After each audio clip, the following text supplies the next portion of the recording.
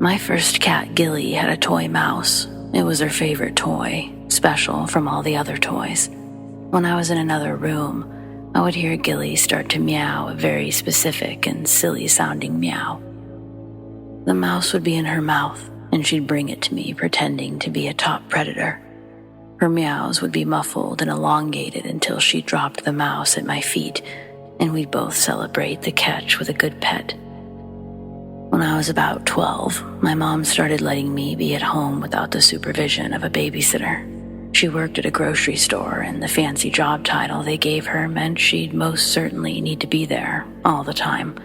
During the holiday season, I would see her the least. She would be there with the midnight crew, unloading boxes, making sure each shipment was right. Usually, my only company at the end of the night was Gilly. Sometimes I'd plug in the phone jack and play Tony Hawk's Pro Skater 4 with a couple of friends from school, but the dial-up router I was using at the time wasn't very reliable. One night I was able to get online and actually do a couple sessions with my friend. While I'm playing, I hear Gilly's distant, silly meowing. My bedroom door was shut, and when she gets to my room, she starts scratching from the other side. I'm sitting at the end of my bed. My back is facing the door. I'm in the middle of a game, so I ignore her meows and scratches until it was done. Then, I took off my headphones and set down the controller beside me, untangling myself from the PlayStation cords before getting off the bed to let her in. But when I turned around, Gilly was lying on the bed behind where I was sitting. She was staring at the door, her ears forward, curious about the noises we were both hearing. Seeing Gilly on the bed made me freeze and listen with her. The scratching and meowing persisted. I listened with full focus while stepping as light as I could to the door. As I got closer, the scratching paused for a moment. Then it hit the door again, scratching harder and more aggressive. The meowing got more frantic. No sound I'd ever heard Gilly produce, and I knew she was sitting right next to me. I was starting to think I wasn't even dealing with a cat on the other side of the door. Originally, I tried to rationalize with myself, thinking somehow another cat had gotten into the house. But I couldn't trick my brain into believing the noises were coming from a cat. It sounded like an air raid siren mixed with a scream. It crescendos to silence. Suddenly, I felt an urgency to know what this thing was before it was too late. I quickly opened my bedroom door, but I don't see anything on the other side. Looking out the door, I'm only able to see the hallway wall with a few pictures hanging on it. I had to stick my head out into the dark hallway if I wanted to fully see into the hallway and living room. There's no doubt in my mind that something was just outside my door, so I forced myself to pop my head out and look.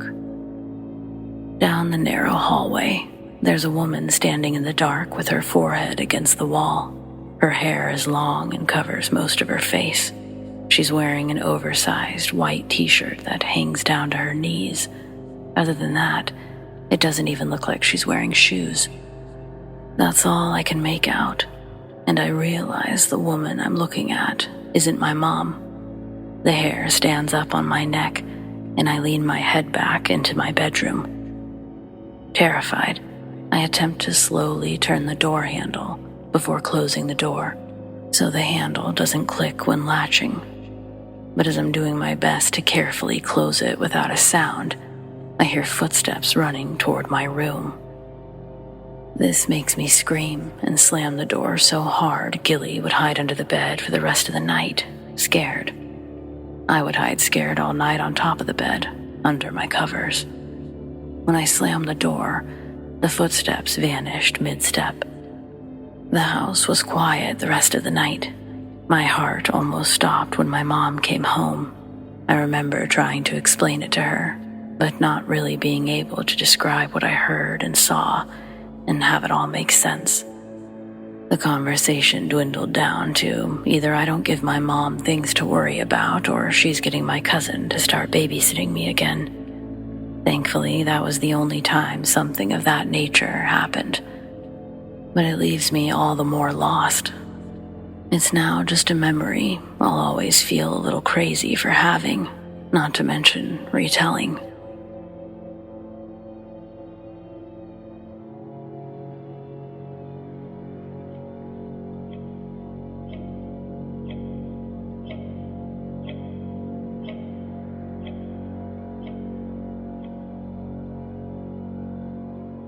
I had a babysitter in elementary school whose house I really loved. She was an older woman, Eleanor, and her house always smelled like cookies, and she always had cartoons on. But the best part was her dog, a Shih Tzu named Huckleberry, aka Barry. He loved to watch cartoons with me and followed me around like my best bud. Sometimes I would give him just the tiniest of snacks from my snack plate. Maybe that's why he loved me so much.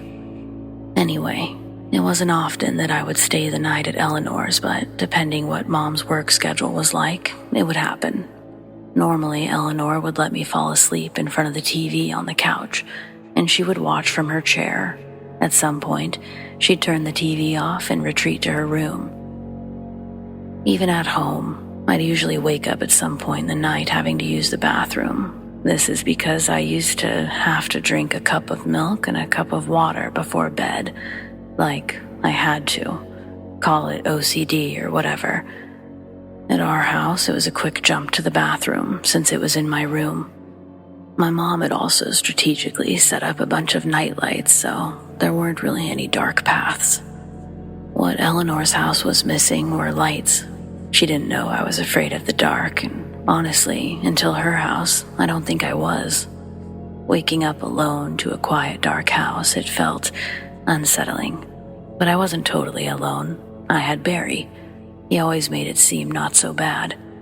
Thankfully, she also left her hallway light on, which is where the bathroom was. Once we had passed through the living room, it wasn't so bad. I'd enter the lit hallway, turn on the bathroom light as quickly as possible, close the door, do my thing, wash up, and be done. Normally, that's when Barry and I would make our way back to the couch and pass out once more. My next memory would be my mom waking me up, telling me it's time to go. Pretty basic stuff. Only there was one time where things were less than basic. It did only happen once, though. I don't think that makes what happened less real. I woke up as I normally do, only this time I didn't have to pee. So why was I awake? I looked around and everything seemed normal. TV was off. Eleanor had gone off to bed, but I couldn't see Barry. He wasn't right next to me, like always. I remember being hesitant to leave the safety of the couch, and likely would have just fallen back asleep if I didn't hear it.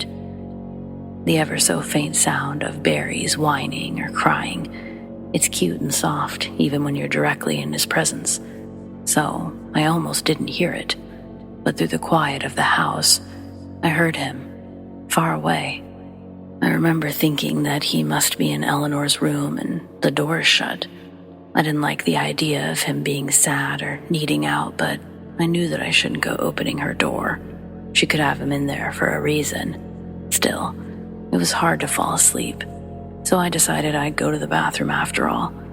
I got up and made my way quickly through the living room, into the bathroom, turning the light on immediately. This time, I was tempted to close the door, but I left it open.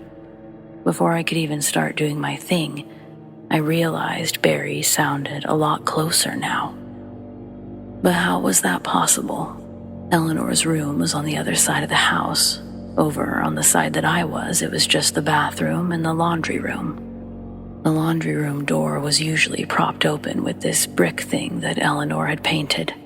But I stepped outside the bathroom, and sure enough, I was hearing Barry inside the laundry room, and the door was shut.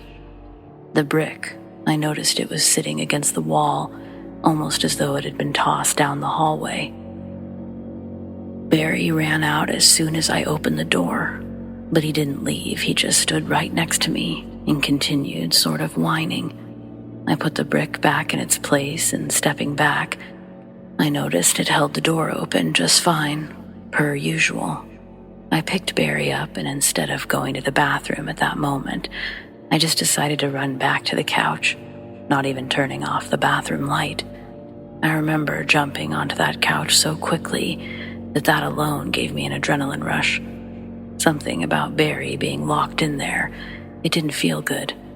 He didn't seem eager to leave the sanctuary of the couch either, until he did. Suddenly, all the way to the other side of the couch. Only he wasn't whining anymore. He was growling. A pitiful, small growl, but a growl nonetheless. I didn't move. I just let myself believe that Barry was hearing things outside like dogs do. He probably did most of this stuff all the time, and I was usually just sleeping through it.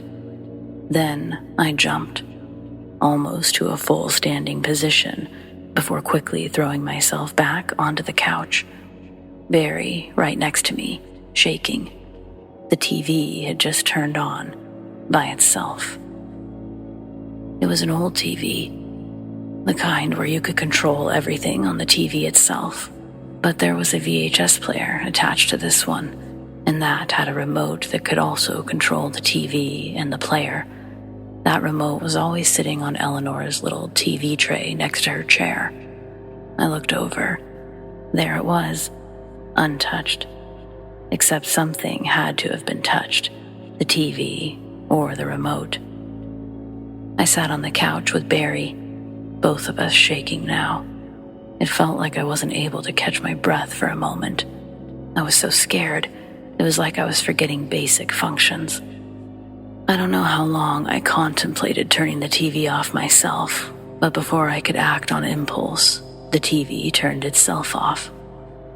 Immediately followed by the sound of a door slamming from clear down the hallway, along with another noise. It was what I assumed was the brick hitting the trim of the wall in the hallway. At this time, I didn't even jump, only froze. But Barry, he hopped off the couch and ran straight toward the sound. He didn't leave the living room, but I turned to see that he was facing the hallway, just barking.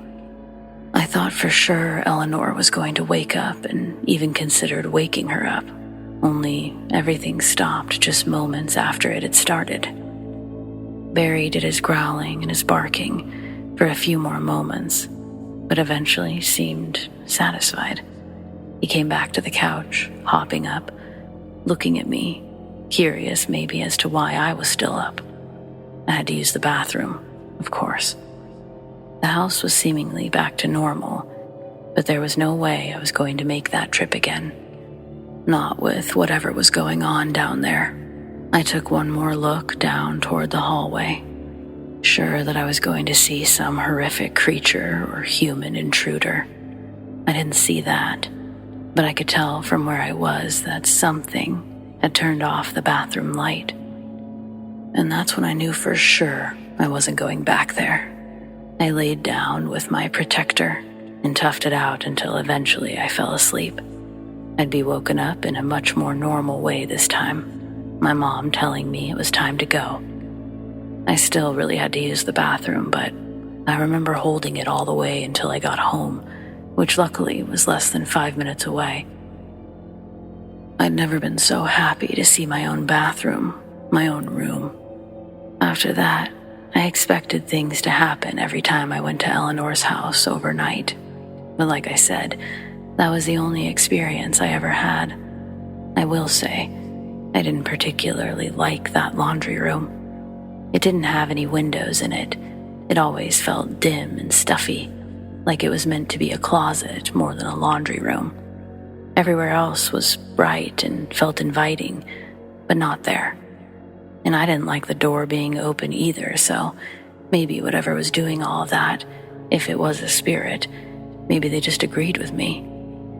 I don't know. I told myself weird stuff as a kid to make me less afraid, but the truth is I have no idea what happened there that night, outside of what I've explained here. And I know I probably never will, but that doesn't mean I don't want to hear others' theories on the whole thing, so please tell me, what do you think this was?